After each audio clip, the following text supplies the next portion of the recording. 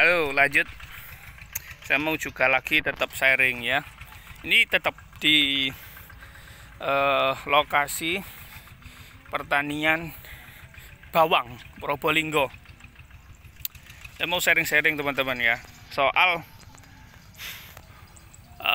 ketika kita main di dunia digital marketing itu kuncinya cuma 3 ya.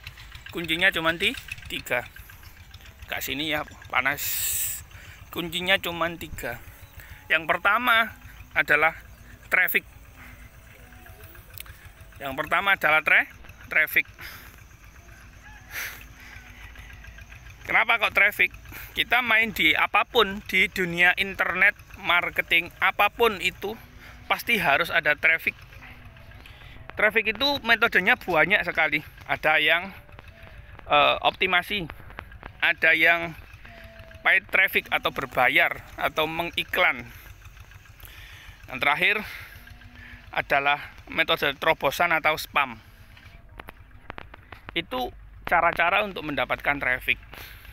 Banyak sekali cara juga untuk dapetin traffic. Salah 3-nya adalah itu tadi yang saya sebutkan. Optimasi, kemudian paid traffic atau berbayar, dan terakhir ialah spam. Nah, macam-macam ya. Mau pakai gunakan yang metode yang mana?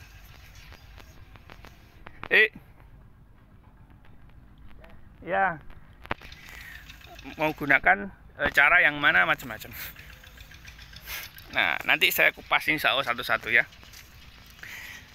Nah, yang kedua, kunci dari digital marketing atau internet marketing itu ialah interest atau menarik. Habis dapat traffic harus menarik. Traffic itu visitor, pengunjung. Ketika dapat traffic dapat visitor ya berarti. Nah, menarik itu penting. Kalau nggak menarik, orang nggak mau beli, nggak mau closing, nggak mau pakai jasa kita, nggak mau. Kalau nggak menarik. Harus menarik. Itu yang kedua. Yang ketiga ialah trust atau kepercayaan. Trust itu bisa diartikan sebagai testimoni. Testimoni dari apa yang kita jual, testimoni dari apa yang kita tawarkan jasanya, atau kita tawarkan produknya, atau apalah semuanya itu. Intinya yang berhubungan dengan jasa atau produk, menjual produk. 3 itu penting. Pertama traffic, kedua interest, yang ketiga ialah testimoni atau trust. Cuman itu aja. Metodenya beragam, mulai dari platform apapun, mulai dari Google ya, atau toko Google atau web ya, di SEO ya, kemudian paid traffic, Google Ads, Facebook ya. Platformnya itu macam-macam, bisa website, bisa Facebook, bisa Twitter, bisa Instagram, bisa marketplace, bisa Tokopedia, Bukalapak, Shopee, Lazada, dan seterusnya. Atau juga bisa di platform-platform lain yang kita menumpang di situ, Pinterest, Medium ya, dan seterusnya. Nah, itu semua platform. Untuk menjadikan kendaraan saja sebetulnya. Kendaraannya apa? Kemudian kita harus bisa datangkan traffic atau datangkan visitor dari kendaraan yang kita tumpangi. Kemudian harus menarik. Kalau nggak menarik ya orang nggak mau beli. Menarik itu kan macam-macam ya, interest itu. Mulai dari copywriting itu juga bagian dari ini, menarik. Kemudian kata-katanya, gambarnya ya, itu bagian dari menarik. Kita setting layout untuk websitenya itu juga bagian dari interest.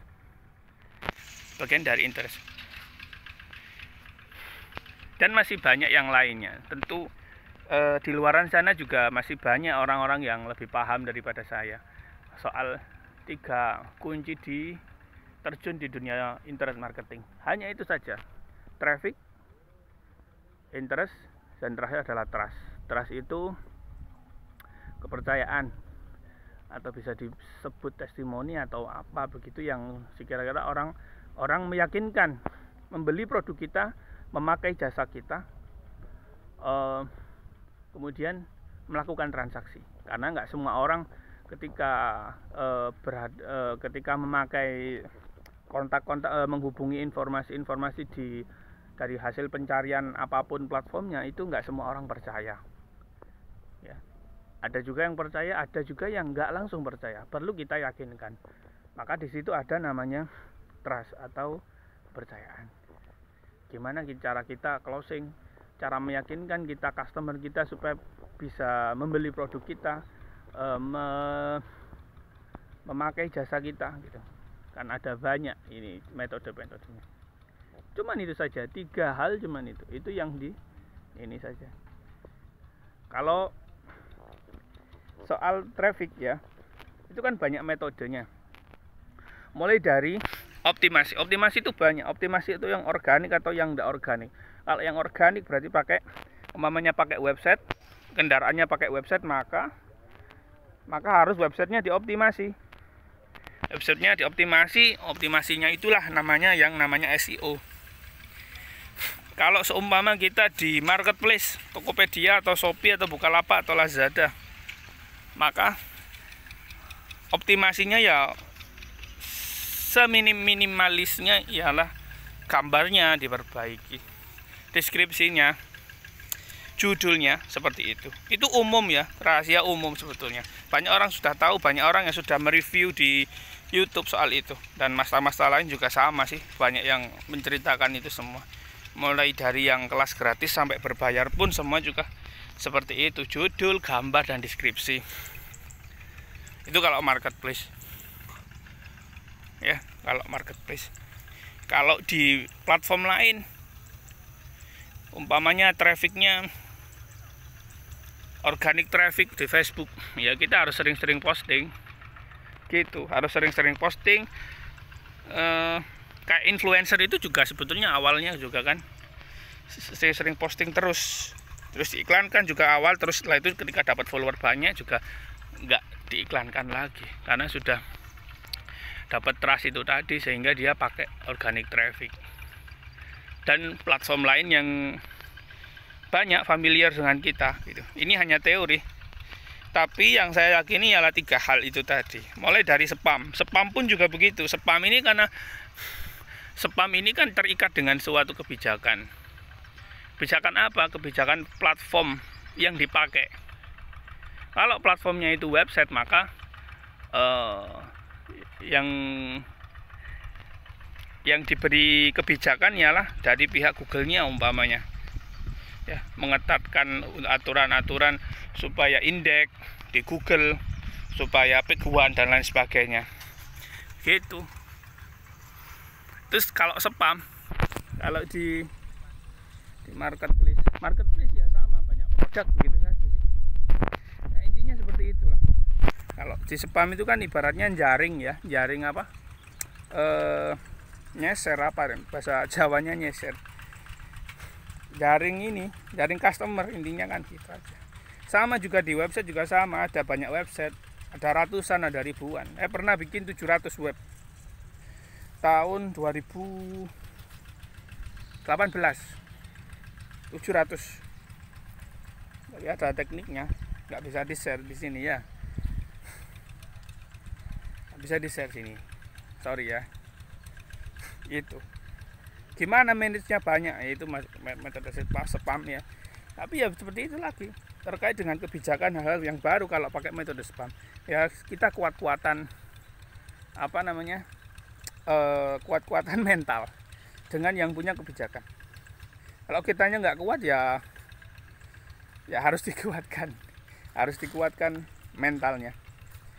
Ya, bukan hanya soal spam, tapi soal optimasi dan paid traffic juga sama, semuanya harus bermental baja. Itu kan nggak bisa kita satu tumbang atau istilahnya apalah ya, bahasanya nggak ke indeks atau apa gitu.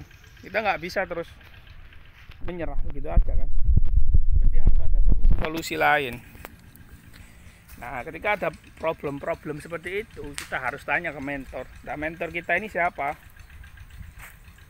Mentor kita punya pengalaman enggak gitu. Mentor kita benar punya pengalaman, tapi ada waktu enggak untuk jawab. Seperti itu sih. Jadi apa ya? Ya cuman kuncinya itu saja. Tinggal kita mau pakai kendaraan mana, kemudian datangkan trafficnya seperti apa, kemudian mengelola interestnya seperti apa, dan terakhir membuat trustnya seperti apa. Ya sudah, itu aja. Tinggal kita mau pilih pakai platform apa. Platform di ini kan banyak. Platform di website ya banyak, ada Blogger, ada WordPress, ada macam-macam lah ya. Ada CMS banyak lah ya, ada PHP banyak lah, platform itu banyak. Kalau di marketplace ya banyak.